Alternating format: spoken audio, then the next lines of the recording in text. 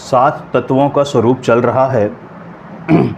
हमने जीव, अजीव, पुण्य, पाप और आश्रव बंध का स्वरूप, आश्रव तत्व का स्वरूप देखा था छंद नंबर 30 तक। अब हमें, और उसमें हमने देखा था कि ज्ञानी और अज्ञानी की परिणति में क्या फ़र्क होता है। अब हम संवर तत्व का स्वरूप समझेंगे छंद नंबर 31। जो उपयोग स्वरूप धरी, वरते जोग विरत, रोके आवत करम को, सो है संवर तत्व। देखो, जो उपयोग स्वरूप धरी, यानी कि जब उपयोग स्वरूप में धरता है, यानी स्थिर होता है, जब उपयोग स्वरूप में स्थिर होता है, स्थिर होता है, वर्ते जोग विरत, और योगों से विरत होता है, रोकें आवत कर्म को, जो आने वाले कर्म हैं, जो कर्म आ रहे हैं, यानी कर्मों का आना माने कि आश्रव, और उसका रुकना, तो उसको क्या कहते हैं? संवर तत्व कहते हैं। दोनों अपेक्षाएं यहाँ पर ली हैं। पहली वाली पंक्ति में जो उपयोग स्वरूप धरी, तो ये क्या हो गया? भाव संवर। और रोकें आवत कर्म को, ये क्या हो गया? द्रव्य संवर। एक दूसरे का, यानी कि भाव संवर और द्रव्य संवर, दोनों में आपस में कैसा है कि निमित्त नैमित्तिक संबंध है। एक है और दूसरा उस समय हो रहा है, या कह लो कि दूसरा है तो पहला हो रहा है। जब उपयोग स्वरूप में स्थिर होकर योग की चंचलता से विरक्ति रूप प्रवर्तन करता है, तब वह आने वाले कर्मों को रोकता है। वही संवर तत्व है।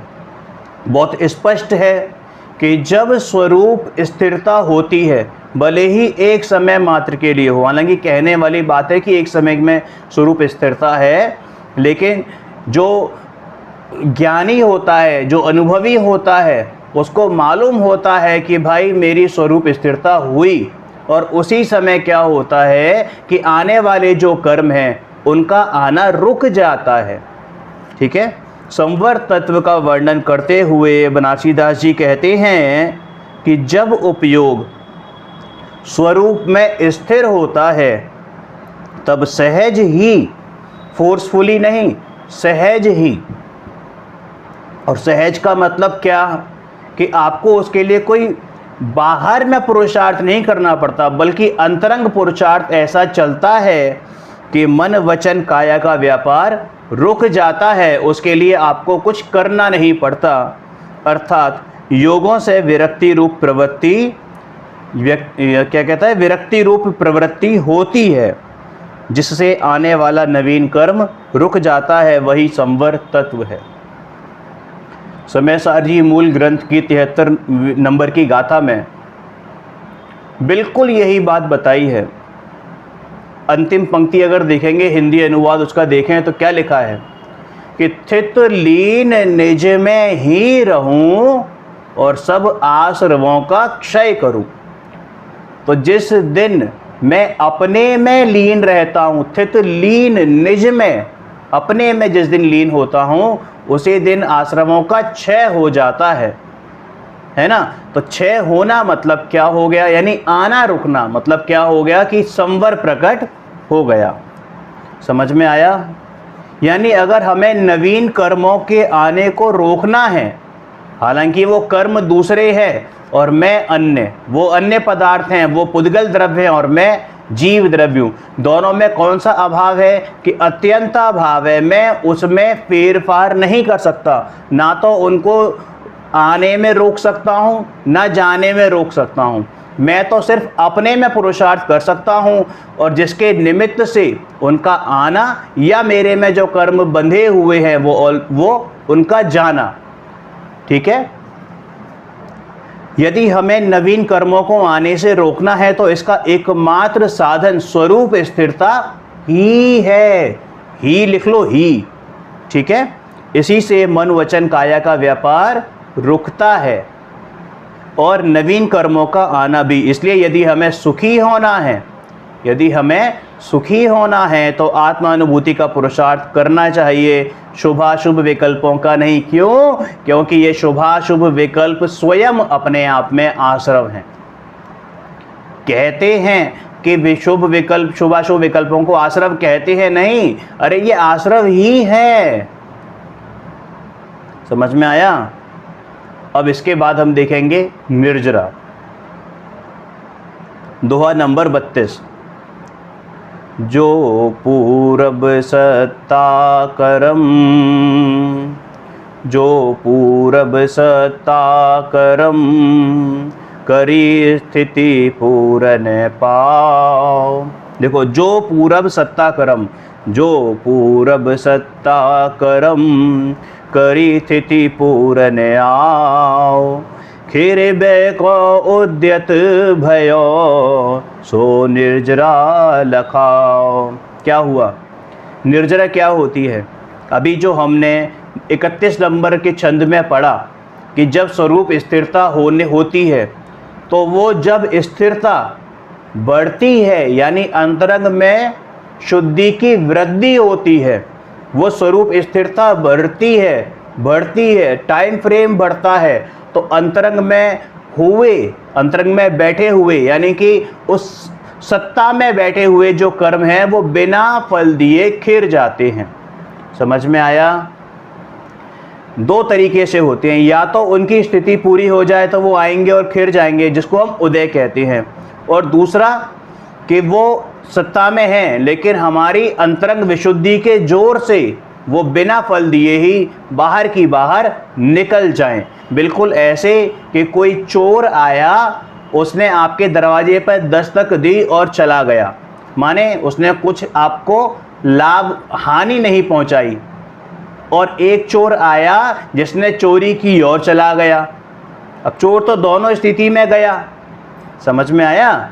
लेकिन वो पहली वाली स्थिति थी वो हमारे किसी काम की नहीं है, बल्कि वो तो लॉस का वाली ही स्थिति है, और दूसरी वाली स्थिति है वो हमारे काम की है, क्योंकि हमारे चौकन्ने पने की वजह से वो चला गया। समझ में आ गई बात? देखो, पहले से सत्ता में मौजूद हैं ऐसे कर्म अपनी स्थिति पूरी करके उदय में आते हैं। इस प्रकार जो कर्म निर्जरित होने को तैयार हुआ है उसे ही निर्जरा कहते हैं। क्लियर है? अब यहाँ पर जो बात करी है कि सत्ता में पड़े हुए कर्म अपनी स्थिति पूरी होने पर, ठीक है, उदय में आते हैं, लेकिन कई कर्म ऐसे हैं जो स्थिति तो पूरी होती है क्योंकि होनी है, उनको निकलना है, बट वो बिना उदय में आए चले जाते हैं। निर्जरा तत्व का वर्णन करते हुए कविवर कहते हैं कि जो कर्म पहले से सत्ता में मौजूद हैं और अपनी आयु की स्थिति पूरी करके खिरने को तैयार हैं, उसे निर्जरा तत्व कहते हैं। निर्जरा यानी कि कर्म वर्गणाओं का आत्म प्रदेशों से अलग होना। अब देखो, यहाँ पर निर्जरा की डेफिनेशन बताई गई है ना, तो डेफिनेशन तो यही है, परिभाषा तो यही है कि भाई कर्मों का अपने अंदर जो सत्ता में पड़े हुए कर्म है उनका खिरना, यही डेफिनेशन है। निर्जरा अर्थात कर्म वर्गणाओं का आत्म प्रदेशों से अलग होना। यूँ तो देखा जाए तो कर्मों की निर्जरा तो प्रति समय हो ही रही है। प्रति समय देखो, प्रति समय अनंत कर्म आ रहे हैं और अनंत कर्म निकल भी रहे हैं, लेकिन मोक्ष मार्ग में इस निर्जरा का कोई वैल्यू नहीं है, इस निर्जरा की कोई कीमत नहीं है, क्योंकि ये सविपाक निर्जरा है। सविपाक का मतलब क्या होता है? स मतलब समय, तो विपाक मतलब फल, यानी फल के साथ जो निर्जरित हो रहे हैं कर्म, ठीक है ना, कर्म फल सहित निर्जरा हो रही है। भाई उनकी आयु पूरी हो गई, मतलब उनकी स्थिति पूरी हो गई, तो वो निकल ही जाने हैं। उसमें आपने क्या तीर मार लिया? तीर तो मारा तब जाता है, पुरुषार्थ की वैल्यू तो तब है ना कि जब वो बिना फल दिए निकल जाएं, और वही बिना फल दिए निकल जाएं, उस निर्जरा की इस मोक्ष मार्ग में वैल्यू है। इनफैक्ट वही मोक्ष मार्ग है। जब साधक आत्म स्वरूप में स्थिर होता है तब वही निर्जरा कर्म फल से रहित होती है, जिसे अविपाक निर्जरा कहते हैं, जो मोक्ष मार्ग में सहकारी होती है। इसलिए यही वास्तविक निर्जरा है। समझ में आया? तो एक बार ये 31 और 32 छंद दोबारा पढ़ते हैं, फिर आगे बढ़ते हैं।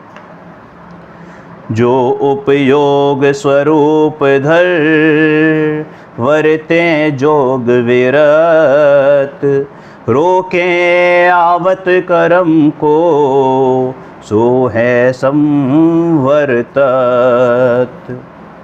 जो पूरब सत्ता करम, करी स्थिति पूरन पाम, करी स्थिति पूरन आओ, खिर बै को उद्यत भयो, सो निर्जरा लखाओ। ठीक है। अब छंद नंबर 33। छंद नंबर 33 में क्या है? अब हमारे दो तत्व रह गए। कौन कौन से तत्व रह गए? देखो, जीव कर लिया, अजीव कर लिया, आश्रव भी कर लिया, है ना।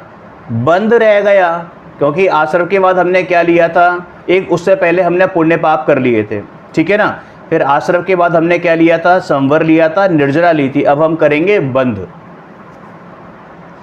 ये जो सीक्वेंस है, ये मूल ग्रंथ जो समयसार का मूल ग्रंथ है ना, और साथ में आत्मख्याति टीका, उसी सीक्वेंस में यहाँ पर लिया गया है। जब देखो 33 नंबर है ना, जो नव कर्म पुराण सो, मिले गांठ दृढ़ होई, सकति बढ़ावे वंश की, बंध पदारथ सो। ये सारे दोहे चल रहे हैं, ठीक है, दो दो लाइन के दोहे हैं। देखो, जो नव कर्म पुराण सो, मिले गांठ दृढ़ होई, माने क्या? कि जो नवीन कर्म आए और जो अंदर सत्ता में पड़े हुए पुराने कर्म थे, उनके साथ क्या हो गया? उनका जुड़ान हो गया, मिल गए। जब नवीन कर्म पुराने कर्मों से मिलते हैं तो और मजबूती से दृढ़ हो जाते हैं। देखो, यहाँ पर ये नहीं कहा कि आत्मा से मिल जाते हैं। भाई, आत्मा जीव द्रव्य है और ये पुद्गल द्रव्य है, कर्म पुद्गल द्रव्य है, ये आपस में मिल कैसे सकते हैं? भाई, एक चीज़ बताओ, लोग अपने घर में कुत्ता उत्ता पालते हैं ना, तो कुत्ते को बांध के रखते हैं। कई लोग ऐसे हैं, कुत्ते को बांध के रखते हैं। तो कुत्ते को जो बांधा तो उन्होंने उसमें उसका पट्टा लगाया, तो पट्टे ने पट्टे को बांधा या पट्टे ने कुत्ते को बांधा है? बांधा तो पट्टे ने पट्टे को ही है, वो उसकी गर्दन उसमें फंसी हुई है। किसकी? कुत्ते की। समझ में आया? बांधा तो पट्टे ने पट्टे को ही है। ऐसे ही कर्मों ने तो कर्मों के साथ ही बंधन किया है। लेकिन मैं, अरे भाई, अपनी अपराध से, अपनी भूल से, अपने स्वरूप को भूलकर उसमें बीच में फंसा हुआ हूँ। और ये फंसे होने में किसी परद्रव्य का कोई रोल नहीं है कि परद्रव्य ने मुझे फंसा रखा है। अरे मेरी भूल से, मेरे ही अपराध के कारण कि मैंने अपने को भूला हुआ है, अपने घर को भूला हुआ हूँ, अपने घर को छोड़कर कहीं और जा रहा हूँ, बार बार घर चेंज कर रहा हूँ। अरे भाई, अपने स्वरूप को जिस दिन मैं स्थिर करूँगा, निज घर वापस आऊँगा, तो इन सब की कोई मजाल नहीं कि मुझे बांध के रख सके। आज स्वतंत्रता दिवस है ना, अरे यही मुक्ति दिवस है। अरे स्वभाव से तो मैं मुक्त ही हूँ, मुक्त ही हूँ, मुक्त ही था, मुक्त ही रहने वाला हूँ, लेकिन अपने को भूला हुआ हूँ, इसलिए बंधनों में हूँ। आज स्वतंत्रता दिवस है भारतवर्ष का, तो हमें सबको ये प्रतिज्ञा लेनी चाहिए कि जैसे भारतवर्ष को आज़ाद कराया उन वीरों ने, वैसे मैं भी अपने आप को इन कर्म पुद्गल के प्रदेशों के बंधन से मैं आज़ाद कराऊं। अरे उनको आज़ाद कराऊं, मैं आज़ाद हूं, बस ये अनुभव करना है, आज़ादी अपने आप मिल जाएगी, पर्याय में भी प्रकटता हो जाएगी आज़ादी की। सबसे बड़ा राजतंत्र, सबसे बड़ा गणतंत्र तेरे भीतर विद्यमान है। बंध तत्व का वर्णन करते हुए बनारसी दास जी क्या कहते हैं कि जब नवीन कर्म पुराने कर्मों से मिलते हैं तो कर्म शक्ति और मजबूत हो जाती है। जो कर्मों की वंश परंपरा को बढ़ाता है वही बंध पदार्थ है। कवि ने इन दो पंक्तियों में बंध तत्व को बंध तत्व का बहुत ही सटीक वर्णन किया है। क्या वर्णन किया है बंध तत्व का बहुत ही सटीक वर्णन किया है। जब नवीन कर्म पुराने कर्म से मिलते हैं, है ना, अर्थात पूर्व कर्म तो उदय में निर्जरित होने के लिए ही आया है, और उससे नवीन कर्म तभी होता है जब हमारा उपयोग उस उदय जनित कर्म से जुड़ता है। माने जब कर्मों के उदय में जो प्राप्त संयोग हैं उनमें मैं अहम बुद्धि, ममत्व बुद्धि, कर्तृत्व बुद्धि और भोक्तृत्व बुद्धि लगाता हूँ, माने उनमें इष्ट अनिष्टपना मानता हूँ। इन कर्मों के संयोग से मुझे कपड़े मिले तो इन कपड़ों में क्या मानूंगा कि इष्ट अनिष्ट बना रहे, ये कपड़ा तो बड़ा अच्छा लग रहा है, अरे ये बहुत चुभ रहा है, बेकार है, कलर बड़ा बेकार है, ये घर मकान दुकान परिवार बीवी बच्चे बिजनेस मान सम्मान, है ना, राग द्वेष, इन सब में क्या मानता हूँ कि ये मेरे हैं, मेरे कारण से हैं। तो ये कर्मों के उदय से हैं, और इस कारण से होता क्या है कि फिर से नए कर्म आते हैं। उन्हें बहाना मिल जाता है कि चलो यार ये तो अभी अपने घर में पहुंचा नहीं है, ये कर्म चोर वापस से मेरे घर में आ जाते हैं। यदि हम उस उदय जनित कर्म से ना जुड़ें तो नवीन कर्मों का बंध अर्थात कर्मों की वंश परंपरा में वृद्धि नहीं होगी, और पुराना कर्म तो अपनी स्थिति पूरी करके खिर ही जाएगा, और खिर चुका है, खिर ही जाएगा। अर्थात कर्मों की वंश परंपरा में वृद्धि नहीं होगी, और पुराना कर्म तो अपनी स्थिति पूरी कर चुका है, सो वह खिरेगा ही, अन्यथा नवीन बंध और अधिक होगा। समझ में आया?